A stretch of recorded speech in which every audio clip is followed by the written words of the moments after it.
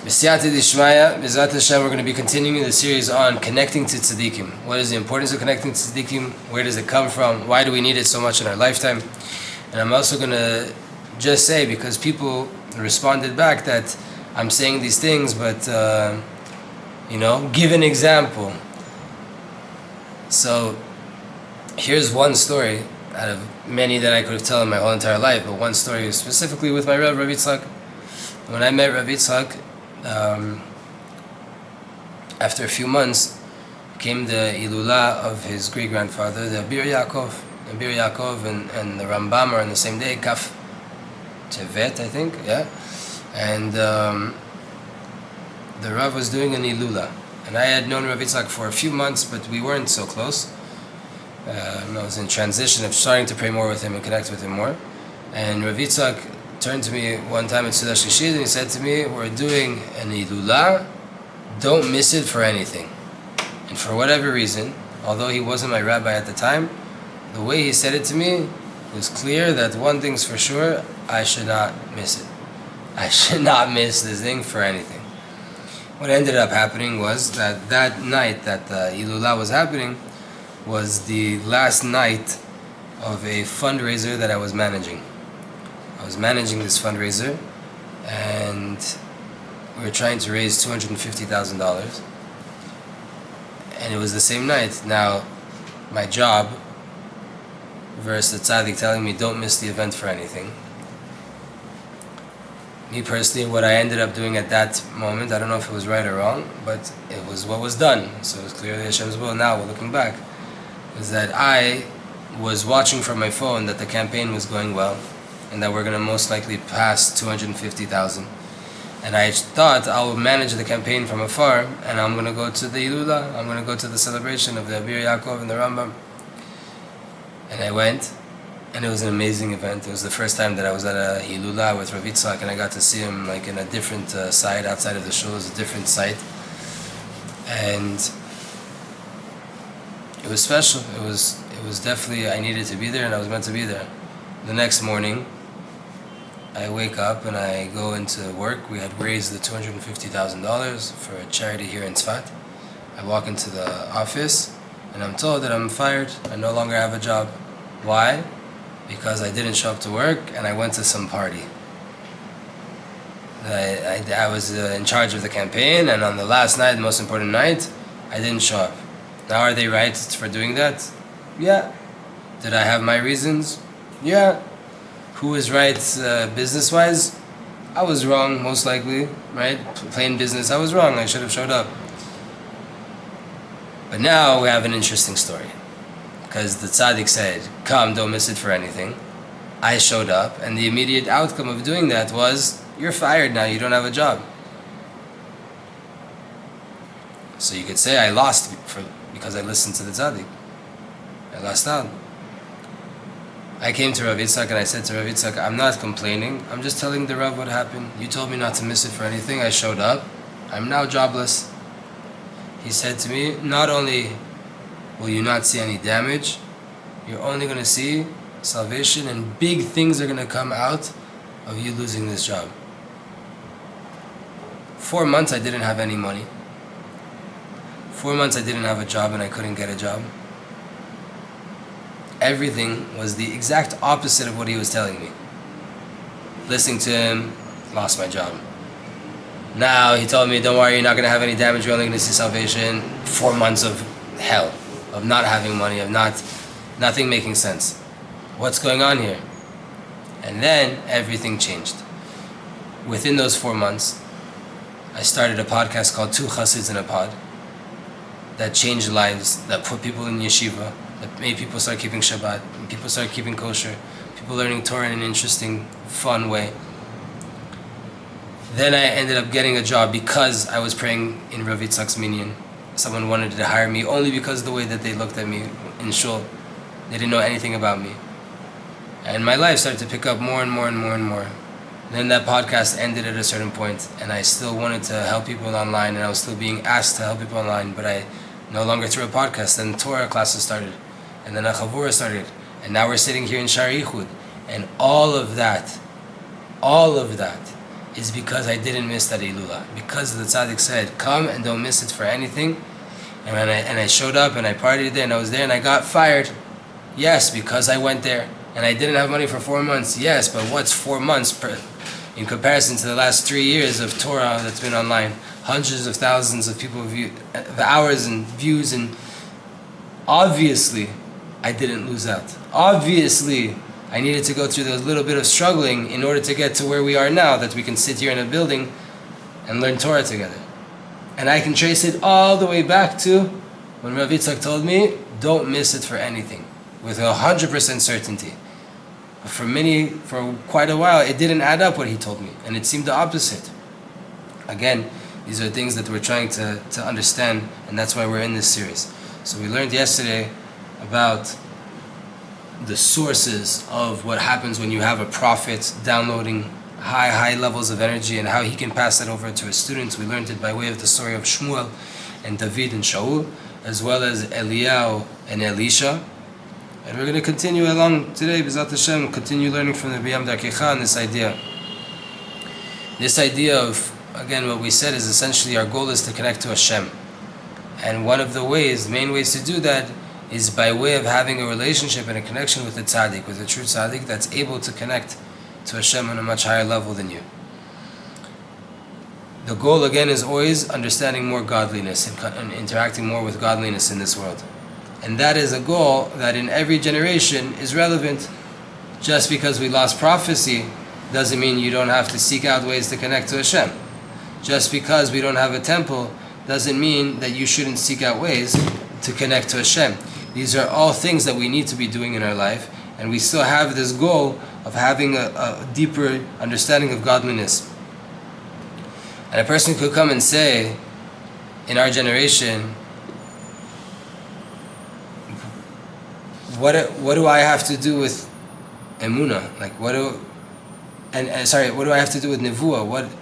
Why should I at all be worried about prophecy when it's not a reality in our generation? And we answered that yesterday, and we said, right, that there is what's called Ruach HaKodesh. There's 1/60th of prophecy. There's high levels of intuition. You can find yourself in the middle of a desert. You don't know which direction to go in, and all of a sudden you feel, turn right and just walk. It's going to be okay. Turn right. Right? Like the Shvil Min Hatzad. There's a path from the side in the Lost Princess, right? The Rabbi Nachman's story. There's the letters Moshe. Shvil Min Hatzad. Moshe knows the path from the side. Doesn't always have to go down the beaten path. Where does that intuition come from? It's called Ruach HaKodesh, right? That is a reality in our generation, and in every single generation we have the presence of the Shechinah in our lives. And the Shechinah rests mainly in our generation on the true Tzadikim, like it's explained in many different places in the Zohar. And here we're going to bring a few of the words from the Zohar, explaining this idea that the Shechinah, the presence of Hashem, is mainly revealed in our generation at the Beit Midrash and at the classes and the books and the teachings and on the being that is the tzaddik, the true tzaddikim of our generations. It says in Zohar, we're going to bring a bunch of different sources from the Zohar, about 5-6 Zohars.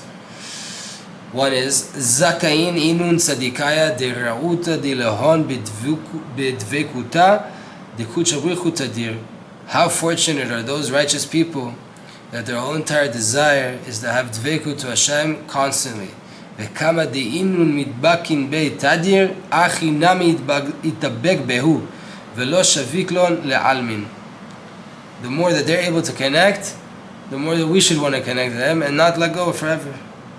Another source, Kad chame barnash tzadikaya, ozakin dai bedara, bevedai inun afe shchinta, begin de shchinta, Istatrat begavayu, iu bestimu ve'inun bidgalia.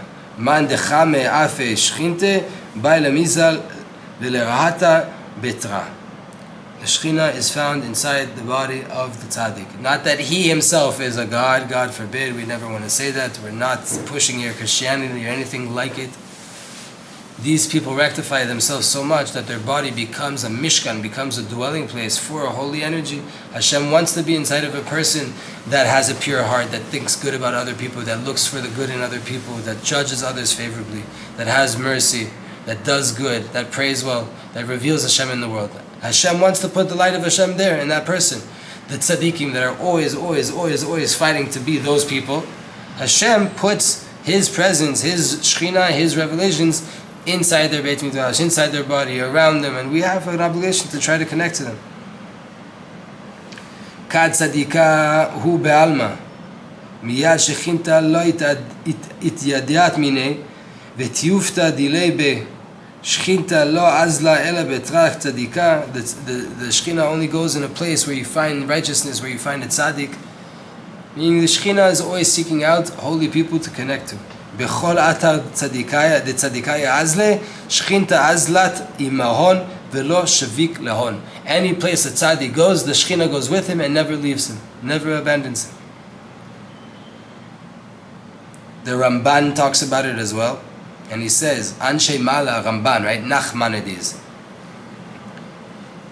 Rav Moshe ben Nachman says, Anshe Mala Azot, תהיה נפשם גם בחייהם צרורה בצרור החיים כי הם עצמם מעון לשכינה. The Ramban writes about Deuteronomy 11, verse 22, Dvarim Yud Aleph Kaf Bet, Anshe Amala Azot. Who are these Anshe Mala, these lofty people, these high-level people? תהיה נפשם גם בחייהם צרורה בצרור החיים. Their life, while they're alive in this world, is already attached to the chain of life of the world to come. While they're alive, walking through here. Ki hem atzmam ma'on lashchina. Because they themselves, the tzaddik himself, the righteous person himself in this world, is a resting place for the Shechinah. The Ramchal, Rav Moshe Chaim Lutzato, writes, Ashchina mitlabeshet betoch chachmei adorot. The Shechinah gets garmented and clothed inside the sages of the generations. Umisham meir Yisrael, and from there illuminates out to the people of Israel. Ki Ashchina, because the Shechinah milvad shechana betocham od tesovevam v'henu Yisrael meora begilui. Not only does the Shechinah who dwell inside of them, the Shechinah surrounds them, and all of Am Yisrael will benefit from the light of its revelations. That was from the Ma'amar Geula of the Ramchal. The Ramchal has a whole essay, a whole discourse about the Geula, about redemption, and that's what he says there, that the Shechinah, so to say, wraps itself up inside the sages of the generation. From there it gets spread out to all of Am Yisrael, goes inside their midst, and surrounds them from the outside. The Ramchal also says in Mesilat Yesharim, in the 26th chapter, he says there, תלמידי חכמים הקדושים בדרכיהם ובכל מעשיהם. תלמידי חכמים, Torah scholars, Torah sages, on a high level, in all of their holy ways and actions, הנה הם ממש כמקדש וכמזבח. תלמידי חכמים in all of their actions and all the things that they do, they are mamish like a mizbeach, says the Ramchal. כמקדש וכמזבח. Like a mikdash, like a sanctuary, like a temple, and like a mizbeach, like an altar. Why? Because the Shechinah is resting on them. Just like it rested in the Mikdash. Just like there was Ashrat Shechinah, the presence of the Shechinah in the Beit HaMikdash in Yerushalayim, so too on the Tzaddik, on the Talmid Chacham, Shechinah is dwelling on him. We see here, like how many sources, over the past 2,000 years, how many sources telling us 100% the reality is the Shechinah is dwelling on the people that think about her the most. It's kind of simple, right? If you make yourself a place to receive the light of Hashem will want to connect to you and be there for you.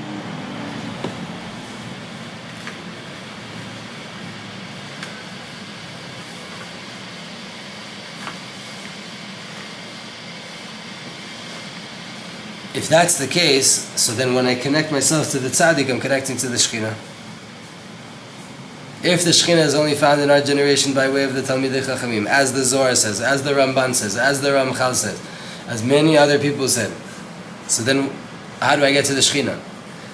Now we're going to take it back.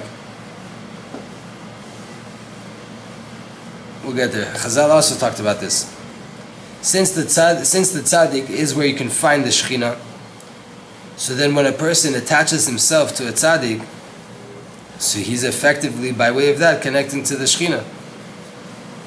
And without connecting to the tzaddik, you can't really say that you're truthfully connecting to the Shechinah. How are you going to get to the Shechinah if it's only found by way of the Tzadikim and you're not interested in connecting to the rabbis? Again, and I want to clarify this because of messages I got yesterday on this topic as well. I said this in the beginning of the class yesterday. When I say rabbi, I mean tzaddik, and when I say tzaddik, I don't necessarily mean rabbi. In the context of my classes, when I say go connect to a rabbi, I mean a tzaddik, not just an average local Orthodox rabbi. When I say tzaddik, I do not mean that every rabbi is a tzaddik, right? So yes, your rabbi in your neighborhood might not necessarily be on the level where he's able to answer the deepest life questions that you have. That's not his job. His job is to be there to make sure a community is running and flowing and to answer some basic things. If he has humility, he'll also tell you, this is above my pay grade, go to one of the giants, go to one of the big people. When that person opens his mouth, stop asking questions. And this is not to put doubt into the average local Orthodox rabbi. I'm sure they'll tell you the same thing. There's levels to this, and there's reason that we call certain people in this world Tzadikim, and others we just call them Rabbanim, rabbis. They're not the same. It's not the same, right? So just for that clarity, we're talking about Tzadikim. We're talking about really righteous people.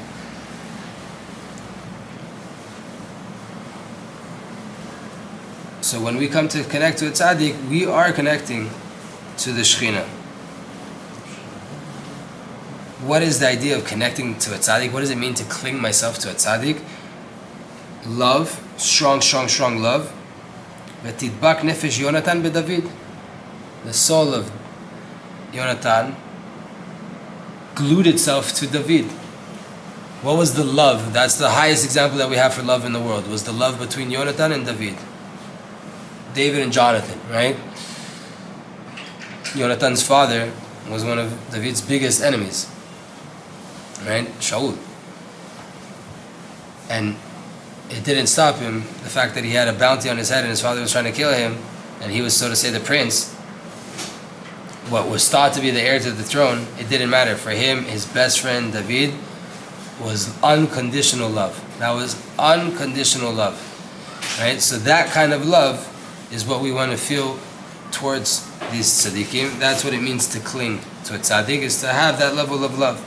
Like the Rabbi said, it says in Masechet Ketubot, Kuf Yud Aleph, right, which is also where all of the sources of the three Shavuot, and if we're allowed to make Aliyah, we're not allowed to make Aliyah, that's where it's all written as well.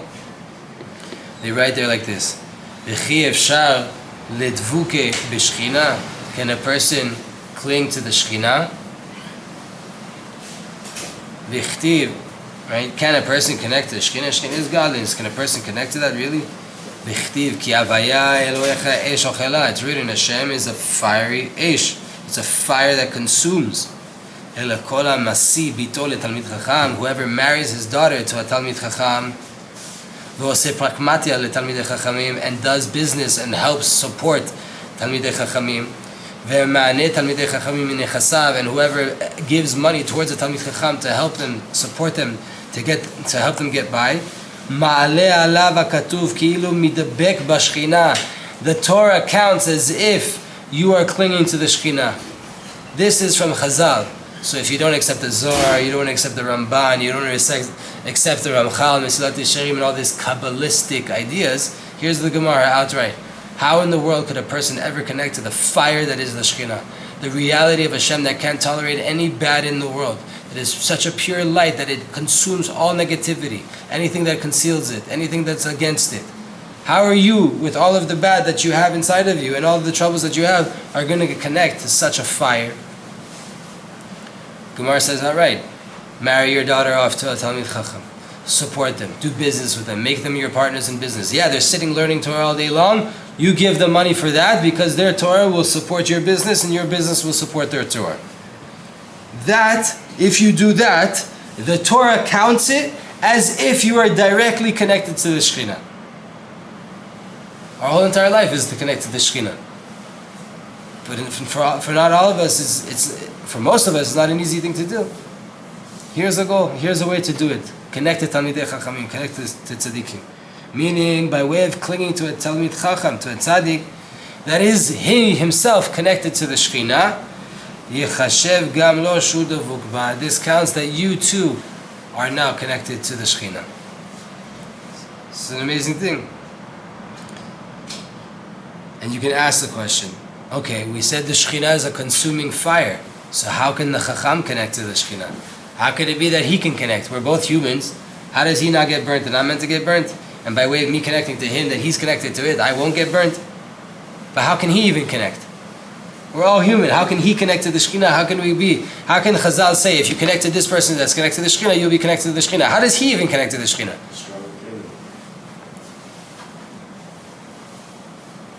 The answer is that Tzaddik prepared himself and purified himself, and he doesn't have bad in him. Therefore, he's able to connect to the fire and not get burnt. Because the fire of the Shechinah only burns the bad that's inside of a person. All of the concealment, all the questions, all the doubts, all the lack of emunah that's in a person gets burnt by way of the Shechinah. But the holiness that's inside of a person can't get consumed because it's connected to the Shechinah. It is part of the Shechinah. It's not going to consume itself. It's not going to fire itself. Your soul is pure. It can't get burnt up in the Shechinah. But your body, your mind, your heart, there's a lot of bad in there. That can get burnt. And therefore, a person who has a lot of bad in them, who has negativity inside of them, he's not able to connect to the Shechinah. Because it will burn all of that bad at once, and then the person will die. Right? If a person loses 20% of themselves, that could be the 20% that you need to stay alive. Oh, but I'm only 20% bad, I'm 80% good. Okay, but who's to say that 20% is not your heart or your head? Which most of the times it is. Right? And then if that gets burnt, there's only one option now. You're either brain dead or heart dead, and you can't move forward. Right? The average person needs to be able to get rid of that bad, to burn it up, slowly but surely. We want to get rid of the bad. We want to connect to the Shechinah, and we want to be purified. But we can't just go into it like that, like Nadav and Avihu. Nadav and Avihu were the holiest people in the generation. They're on a level higher than Moshe and Aaron. But they wanted to skip levels, and they wanted to go straight into the Shechinah. They got burnt and they died. And we're holier than any tzaddik we have in our generation to connect to. They were two of the holiest people ever. And they, because of skipping steps, got burnt quickly. But there's a problem. In order to get the bad out, you need the fire of the Shechinah. But you're not able to connect to it because it'll burn you up completely at once. So how do you get rid of it? How do you fix yourself with the Shechinah without being able to connect to the Shechinah? Therefore, you have to connect to the tzaddik. And by way of receiving the Dveikut of the Shechinah, according to the tzaddik's level, now when I come to connect to it, he waters it down to the level that I'm able to receive from it. And then slowly but surely, the more I show up, the more I listen to him, the more I get a bracha, the more I daven with him, the more I see how he behaves, how he deals with people, how he treats people, the way he teaches Torah, everything, how he acts in his house, how he acts in the street, the way he holds ideas in his mind, the mercy that he, slowly but surely, the bad inside of me starts to get removed. But not at once, not a complete surgery, open heart surgery when I'm not ready for it. No, here's a vitamin, here's another vitamin, here's a pill, here's small doses. Since you don't have the Shechinah Mamash dwelling on you, rather it's dwelling on the Chacham, it's dwelling on the Tzaddik, and you just receive according to your level, so therefore it'll always be constricted and reduced in a way that's user-friendly for you, that you'll be able to take it and actually do something with it and not get completely burned. Since the tzaddik purified himself, right, completely, until all of his will is just to do the will of Hashem, and his whole entire essence is just to reveal the light of Hashem in this world. Therefore, anybody who comes to attach themselves to him is clinging to the Shechinah that's on him. Right? There's this, let's say, a cloud of Shechinah resting on the tzaddik. You can't step underneath that cloud and not get affected by it. So if you just come inside the presence of the tzaddik, you're affected by the cloud. Where did we learn this already? In the introduction to this idea. When Shaul was sending all of these soldiers to go kill David, what was happening to them? They just stepped into the field where Shmuel was in a state of prophecy, and they started to go into it as well. It's the natural outcome. You show up to the tzaddik's kever, Beit Midrash, open his sefer, look at him in the eyes, show up to his shiur, You're under the cloud. You're going to be affected by the Shechinah that's resting on him. And there's no chatzitza.